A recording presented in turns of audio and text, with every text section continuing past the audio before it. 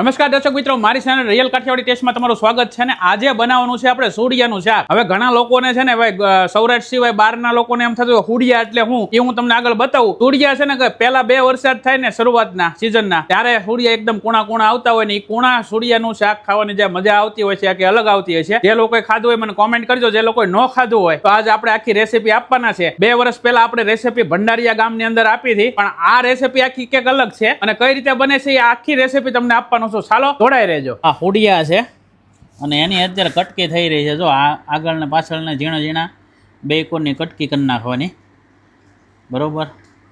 અને આનું શાક આજ બનવાનું છે. આપણે 3 વર્ષ પહેલાંની રેસીપી ફૂલ મેકી હતી ભંડારીયામાં, અને જો તમે હજી આની કટકી થશે એ પણ તમને બતાવીએ. બુધેલ ગામમાં છું ને, બુધેલ ગામમાં આ શાક બનવાનું છે હુડિયા, અને હુડિયા કહેવાય. અને રમેશ કાકા બોલો. આ અત્યારે આપણે કટિંગ કરી રહ્યા છીએ હુડિયાનું. આગળ પાછળ પેલા સાસુ કાપી નાખવાની છે અને પછી આની કટકી કરવાની છે. આ રીતની ઝીણી. હા, ઝીણી. બરોબર. અને આનું શાક આજે આપણે બનાવવાનું છે એમ ને? હા. બહુ મહેનત વાળું શાક ને. હા, અરે 2 કલાક તો. આ હુડિયા ક્યાં થાય? વાડીમાં? વાડીમાં નહીં, બાવળિયામાં થાય, વીણવાના. આ વીણવાના? હા ભાઈ, બાવળિયાની કાંટ હોય ને એમાં આ વસ્તુ થાય, આના વેલા થાય અને પછી એને વીણવાના. અને આવા કુણા ધોવા જોઈએ. જો ખરાબ હોય કાઢી નાખેલો છે, બરોબર ને? કટિંગ થઈ જાય પછી તમને બતાવીએ કઈ રીતે શાક બને છે તે. આ હુડિયાનું કટિંગ અત્યારે થઈ રહ્યું છે. આ રીતનું તમારે કટિંગ રાખવાનું, એટલે પછી શાક તમને ખાવાની મજા જ આવી જાય. એકદમ ઝીણું કટિંગ. આ છે સરગવો, અને સરગવાના પાન પણ હુડિયાના શાકમાં નાખવાના છે. આખી પ્રોસેસ તમને બતાવો. તેઓ માટે આ હુડિયાનું શાક બનવાનું છે. એનામાં આપણે જો 1.5 કિલો ચણાનો લોટ લેવાનો છે, બરોબર. આપણે 500 ગ્રામ નાખ્યો ને 1 કિલો નાખવાનો. જો આ રીતે પહેલાં સાળી લેવાનો છે, વ્યવસ્થિત સળાઈ જાય પછી તમને આગળની પ્રોસેસ બતાવું. 1.5 કિલો સળાઈ જાય એટલે. જો અત્યારે આ મરી ખંડાઈ રહ્યા છે અને લાઈવ મરીનો ભૂકો છે ને આપણે અંદર નાખવાનો છે. મરી ખાંડી નાખી છે, ડુંગળી કપાઈ રહી છે, અને અહીંયા છે ને ભાઈ જો ડુંગળીની ગ્રેવી બને ને. જો અત્યારે ડુંગળીની ગ્રેવી બને છે. લસણ, આદુ અને મરચાની ગ્રેવી કમ્પ્લીટ થઈ ગઈ છે. 1.5 કિલો લોટ લઈ લીધો છે. હવે એની અંદર શું આવશે? સરગવાના પાન. આ સરગવાના પાન છે. જુઓ મિત્રો, આ શાક એવું યુનિક બને, આ તમને કોઈ જગ્યાએ બજારમાં નહીં મળે. આ તો ભાઈ આવા પ્રોગ્રામ બનતા હોય ને ત્યારે તમને મળે. આ આવી ગઈ મેથી. જો મેથી, આ 2 પોણી મેથી લીધેલી છે અને સરસ રીતે પાણીમાં ધોઈ વ્યવસ્થિત આમાં નાખી રહ્યા છીએ. સરગવાના પાન નાખી દીધા, મેથી નાખી દીધી. હવે અંદર આવી જાય મીઠું. સ્વાદ અનુસાર અંદર આપણે મીઠું નાખી દેવાનું છે. 2 થી 3 ચમચી જેટલા અંદર તલ નાખી દેવાના છે. જેમ ઊંધિયાની ગોળી બનાવીએ ને આપણે ઊંધિયાની અંદર, એવી જ ગોળી તમારે આમાં બનાવવાની છે. પણ આની અંદર વસ્તુ બધી અલગ આવશે. આવી ગયું સ્વાદ અનુસાર ધાણા જીરું, તેલ ભાઈ સિંગ તેલ છે. જોવા પટેલ બ્રધર્સનું શુદ્ધ સિંગ તેલ. મોણ દીધું છે તેલનું આપણે. હવે મિક્સ કરવાનું છે આપણે. આ રીતે મિક્સ કરી નાખવાનું છે. હવે અંદર જો મરી નાખી દીધી આપણે. તાત્કાલિક ખાંડેલી મરીનો ટેસ્ટ અલગ હોય છે. હવે આની અંદર છે ને વરિયાળી નાખી દેવાની છે, સ્વાદ અનુસાર 2 ચમચી જેટલી, અને પાછું મિક્સ કરી દેવાનું છે. જો આ છે ટાટાનો સોડા, સ્વાદ અનુસાર અંદર નાખવાનો છે. જો 3 ગ્રામ જેવો આપણે નાખ્યો છે, 2 થી 3 ગ્રામ લીંબુ. અને હવે આવી ગયું લીંબુ. જો આનાથી શું થાય? આ ગોળી હારી પોચી બને, બરોબર. સોડા ફાડીને નાખી દેવાનો, બરોબર ને? 1 નંગ માથે લીંબુ નાખી દીધું છે. આ જે ફાટી જાય ને સોડા, પછી 1 મિનિટ રહીને અંદર આપણે ખાંડ નાખી દેવાની. 1 ચમચી ખાંડ નાખવાની છે. એની અંદર પાણી આવશે સ્વાદ અનુસાર. જો આપણે ગોળી એકદમ બાંધવાની છે, એ રીતે આપણે પાણી અંદર ઉમેરતું જવાનું છે.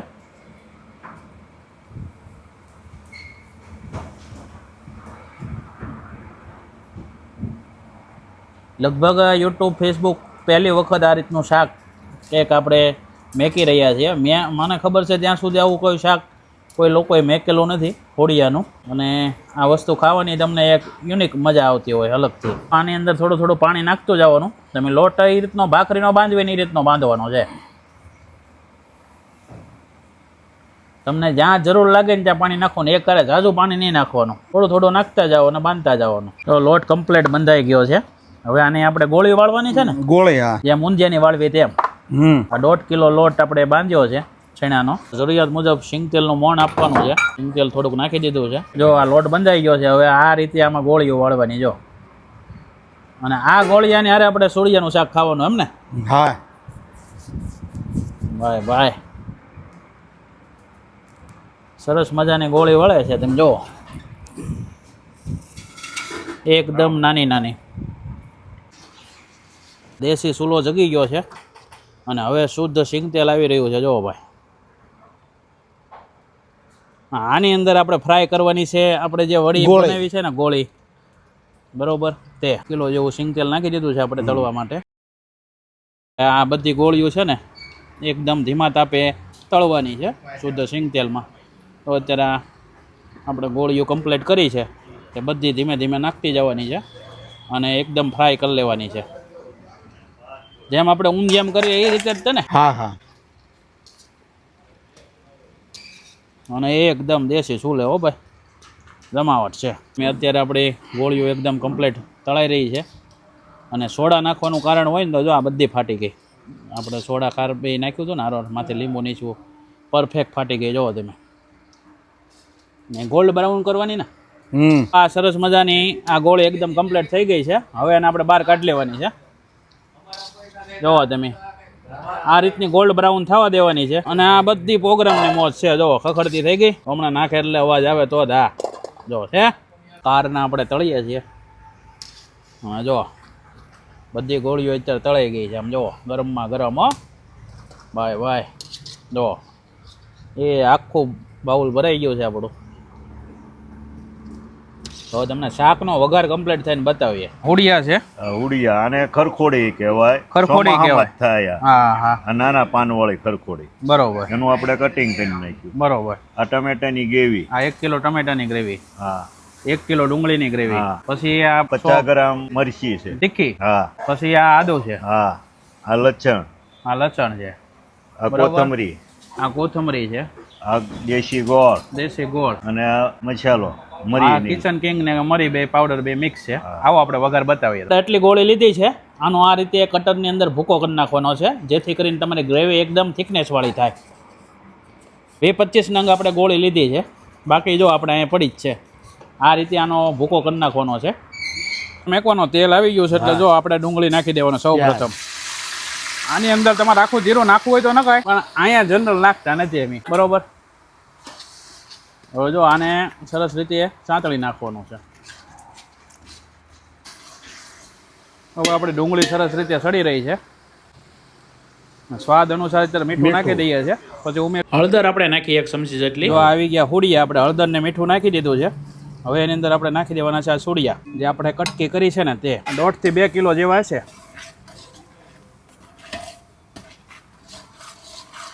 અને ડુંગળી એકદમ આપણી સડી ગઈ છે.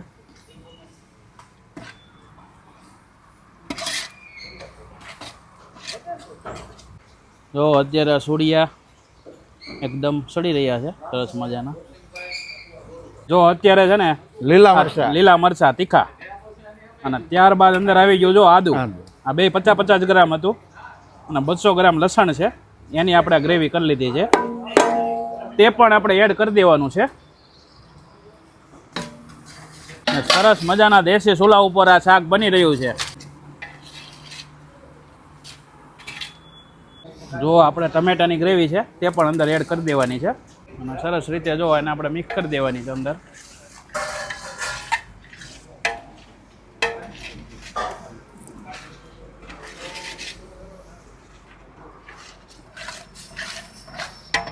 મેન વસ્તુ છે કે જેને તમે તેલની અંદર સરખી રીતે શેડવો ને એટલે તમને છે ને ગ્રેવી ખાવાની તમને મજા આવે. સરસ રીતે આપણી ગ્રેવી સડી રહી છે. હવે એની અંદર આપણે સૌપ્રથમ ધાણા જીરું, સ્વાદ અનુસાર ધાણા જીરું. આ 15 વ્યક્તિઓ માટેનું શાક છે. 50 ગ્રામ આપણે ધાણા જીરું નાખ્યું છે. સામે 100 ગ્રામ કશ્મીરી મરચું છે. અને હવે એને મિક્સ કરી દેવાનું છે. સીબુ લેતો હોય સરસ રીતે પાણી મિક્સ કરો એટલે તમને જો કશ્મીરી મરચાનો કલર તમને જો સામો બચાણો. જો તમે છે મસ્ત શાક અત્યારે બની રહ્યું છે ને. આપણે ગરમ પાણી નાખવાનું છે. જો આ તપેલી ગરમ પાણીની થઈને આવી છે. હવે તેની અંદર આપણે 1.5 લીટર જેવું પાણી નાખી દીધું છે, બરોબર. ગરમ પાણી એટલું નાખ્યું એટલે કે તમારું શાક ઘડીકમાં ચડે. હવે એને આપણે ઘડીક ઢાંકી દેવાનું છે. ઓ ભાઈ પાણી હજી આપણે ઉમેરવાનું છે કેમ કે આપણે ગોળીઓ નાખવાની છે ને એટલે બીજું આપણે અડધો લીટર જેવું આપણે નાખ્યું છે અંદર પાણી, કેમ કે આપણે ગોળીઓ નાખવાની છે ને એટલે પાણી પાછું ગ્રેવીમાં રહે. હવે જો એકદમ ઉકાળો આવવા માંડ્યો છે અને હવે આજે આપણે ગોળી બનાવી છે ને ફ્રાય કરેલી એ બધી એડ કરી દેવાની છે અંદર. જો ભાઈ ફર્સ્ટ ક્લાસ શાક. હવે આ જે શાકની મજા છે ને એ આખી અલગ છે. ઊંધિયું બૂંધિયું તમે બધું ભૂલી જાઓ અને ચોમાસામાં પહેલાં તમને 2 વીકમાં જો હુડિયા મળી જાય તો આ શાક બને.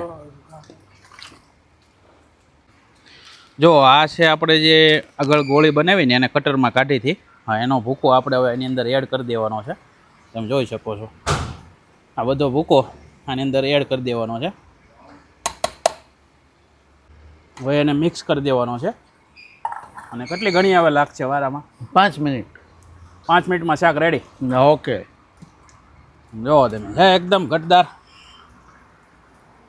સોડિયા અને વડીનું શાક. જો તમે સરસ મજાનું આપણું શાક કમ્પ્લીટ થઈ ગયું છે. હવે જો કોથમરી આવી જાય. હે જો તમે આ ફર્સ્ટ ક્લાસ કોથમરી આવી ગઈ અને કિચન કિંગ મસાલો અને મરી થોડાક પાવડર છે તે અંદર મિક્સ કરી દેવાનો છે. અને ચોમાસાનું વાતાવરણ હોય ને આવું શાક તમને મળી જાય એટલે મોજ પડી જાય ભાઈ. આ તો ભાગ હોય ને તો આ શાક ખાવાની મોજ આવે, કેમ કે હુડિયા તે ગોતવા અઘરા છે. શાક હવે કમ્પ્લીટ થઈ ગયું. Okay okay. હવે નીચે ઉતાર લેવાનું. વાહ. હવે સરસ મજાનું શાક આપણે કમ્પ્લીટ થઈ ગયું છે. હવે નીચે ઉતાર લેવાનું. જો અત્યારે ફર્સ્ટ ક્લાસ શાક બની ગયું છે અને હવે આપણે ટેસ્ટિંગ કરીશું.